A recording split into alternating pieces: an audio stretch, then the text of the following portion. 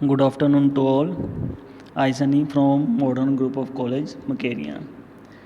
Today I give the introduction part for fluid mechanics. आज मैं आपको फ्लूइड मैकेनिक्स के सब्जेक्ट के बारे में बताऊंगा कितने चैप्टर हैं, क्या इसकी ऑब्जेक्टिव है इसका पढ़ने का, क्या इसके कोर्स आउटकम्स है। ठीक है, चलो नेक्स्ट स्टार्ट करते हैं हम फर्स्ट स्लाइड से। फर्स्ट इज़ इंट्रोडक्शन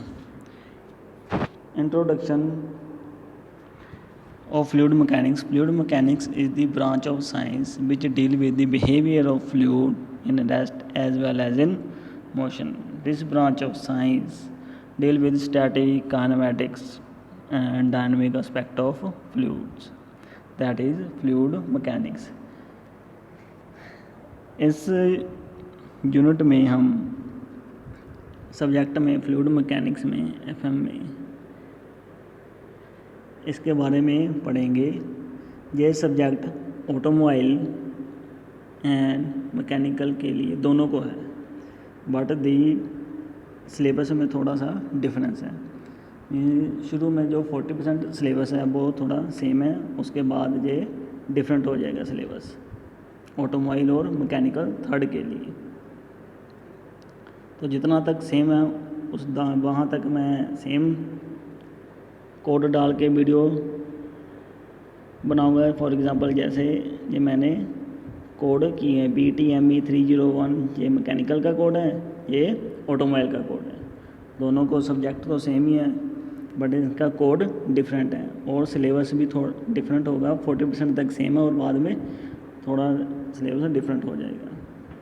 तो जब सिलेबस सेम होगा तो कोड मेरा दोनों के साथ सेम होगा। अगर सिलेबस डिफरेंट आएगा कोई टॉपिक तो मैं डिफरेंट करके वीडियो डालूँगा। Okay, that clear. So next चलो इसके बारे में।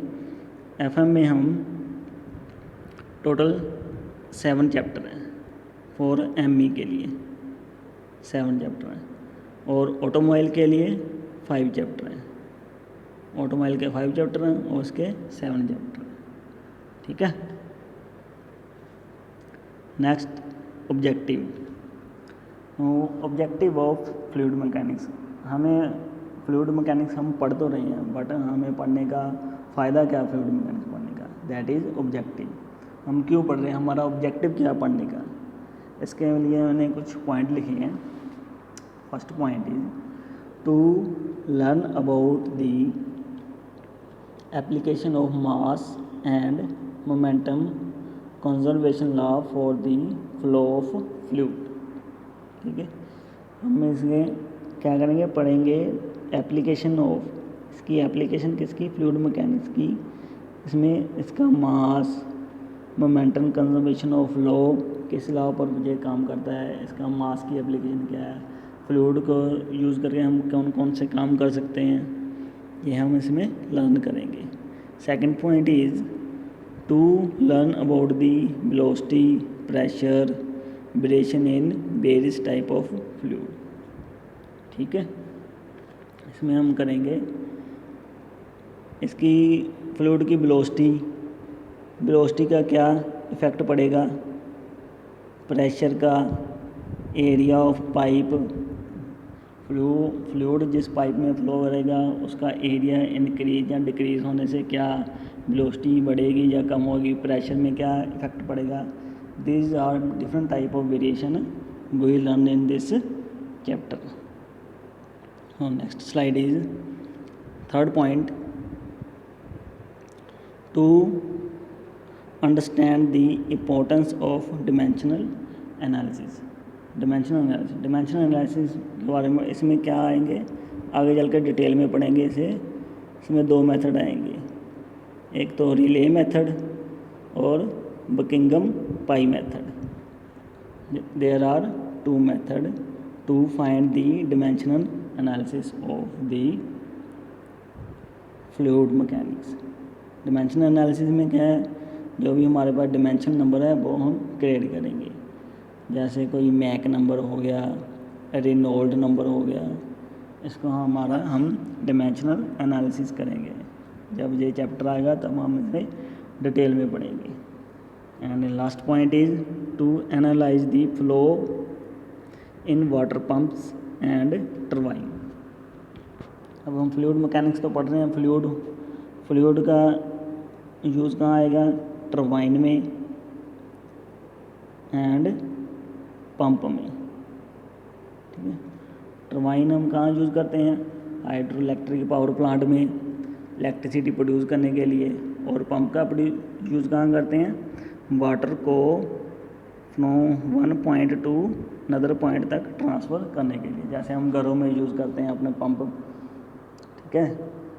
सो that are the these are the objective of fluid mechanics.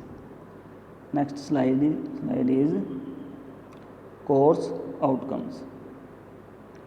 अब कोर्स आउटकम में क्या आएगा, course outcomes first point is to understand the concept of fluid and their properties. अगर हमने इसका कोर्स कंप्लीट कर लिया, फ्लूइड मैकेनिक्स अभी पढ़ ली, तो अब हमें क्या आएगा, हमारे अंदर कौन कौन सी कैपेबिलिटी आ जाएगी अबाउट फ्लूइड मैकेनिक्स के बारे में। First, to understand the concept of fluid and their properties. हमें इसके बारे में पता चलेगा कि फ्लूइड एक्चुअल में है क्या, इसकी कौन कौन सी प्रॉपर्टी है।